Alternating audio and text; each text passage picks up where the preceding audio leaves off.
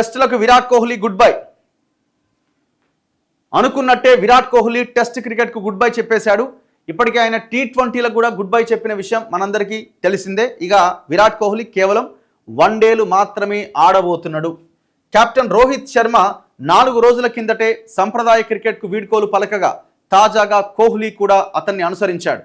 England tour వరకైనా వీడ్కోలు నిర్ణయాన్ని వాయిదా వేసుకోవాలి అని కోహ్లీని BCCI కోరింది. అతన్ని ఒప్పించే ప్రయత్నం చేసింది. కానీ తన నిర్ణయం మార్చుకోను అని విరాట్ కోహ్లీ స్పష్టం చేశాడు. 2011లో టెస్టు అరంగేటం చేసిన కోహ్లీ మొత్తం 123 టెస్టు మ్యాచ్లు ఆడి 9230 పరుగులు చేశాడు. ఇందులో 30 సెంచరీలు ఉన్నాయి. ఇక సారథిగా అద్భుత రికార్డు కోహ్లీ సొంతం. అతను సారథ్యం వహించిన అంటే కెప్టెన్గా 68 టెస్టుల్లో భారత్ను 40 సార్లు విజయపదంలో నడిపించి అత్యంత విజయవంతమైన కెప్టెన్గా నిలిపాడు. So great player Virat Kohli. So ఒక పేజ్ అంతా ఆయన కోసం కేటాయించడం జరిగింది. 14 ఏళ్ల సంప్రదాయ క్రికెట్ కెరియర్కు వీడ్కోలు. ఇక కేవలం వన్డేలకే పరిమితం. వారం రోజుల వ్యవధిలో 2 దిగ్గజాల నిష్క్రమణ. ఒకరు రోహిత్ శర్మ, ఇంకొకరు విరాట్ కోహ్లీ. టెస్ట్ కెరియర్లో విరాట్ 123 మ్యాచ్లు ఆడిండు. 210 ఇన్నింగ్స్లు ఆడిండు. దాంట్లో 9230 పరుగులు చేసిండు. హైయెస్ట్ స్కోర్ 254 పరుగులు. 30 సెంచరీలు చేసిండు. హాఫ్ సెంచరీసు 31 చేసిండు. సగటు యావరేజ్గా 46 పరుగులు చేసిండు యావరేజ్ స్కోర్. టెస్ట్ క్రికెట్లో నీలిరంగు క్యాప్ను ధరించి 14 ఏళ్లైంది. నిజానికి ఈ ఫార్మాట్లో ఇంతకాలం కొనసాగుతానని నేనెప్పుడు అనుకోలే. ఇది నన్నెంతగానో పరీక్షించింది, తీర్చిదిద్దింది. జీవితానికి సరిపడా పాఠాలు కూడా నేర్పింది. వ్యక్తిగత జీవితంలోనూ నేను వాటిని కొనసాగిస్తాను. తెలుపు రంగు జెర్సీలో ఆడడం వ్యక్తిగతంగా నాకెంతో ప్రత్యేకమైంది. ఈ క్రమంలో ఎదురైన నిశ్శబ్దకర పరిస్థితులు, సుదీర్ఘ రోజులు, ఎవరికీ కనిపించని చిన్న చిన్న మధుర క్షణాలు కూడా జీవితాంతం గుర్తుండిపోతాయి. ఇక ఈ ఫార్మాట్ నుంచి తప్పుకోవడం నాకంత సులువుగా ఏమీ అనిపించలేదు. కానీ ఇదే సరైన సమయం. ఆట కోసం సర్వస్వాన్ని ధారపోశాను.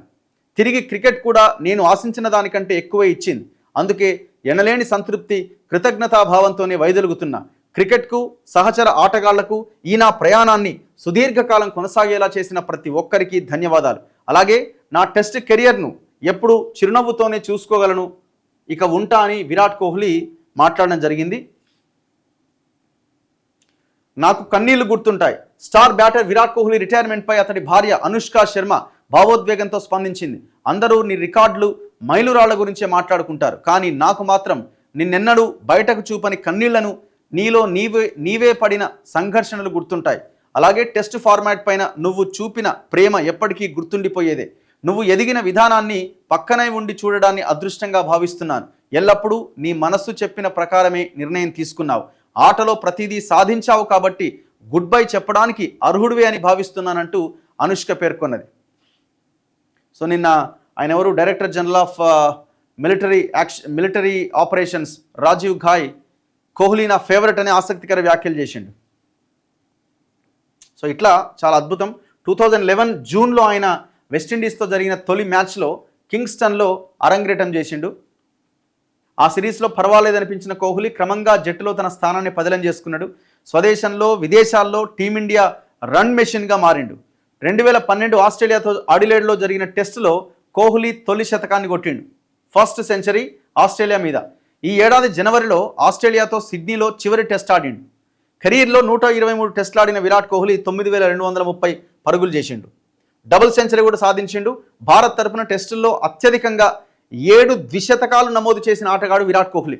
7 డబుల్ సెంచరీస్ కొట్టిండు టెస్టుల్లో. 2019లో పూణేలో దక్షిణాఫ్రికాతో జరిగిన టెస్టులో విరాట్ కోహ్లీ 254 పరుగులతో కెరియర్లో తొలి డబుల్ సెంచరీ సాధించిండు. అంతేకాకుండా 4 వరుస సిరీస్ల్లో 4 డబుల్ సెంచరీలు నమోదు చేసిన ప్లేయర్గా కూడా కోహ్లీ రికార్డు సృష్టించాడు. ఈ క్రమంలో డాన్ బ్రాడ్మెన్, రాహుల్ ద్రవిడ్ 3 వరుస సిరీస్ల్లో 3 ద్విశతకాలను రికార్డును అధిగమించేసిండు. సో ఇట్లా చాలా అద్భుతం విరాట్ కోహ్లీ ఆట తీరు.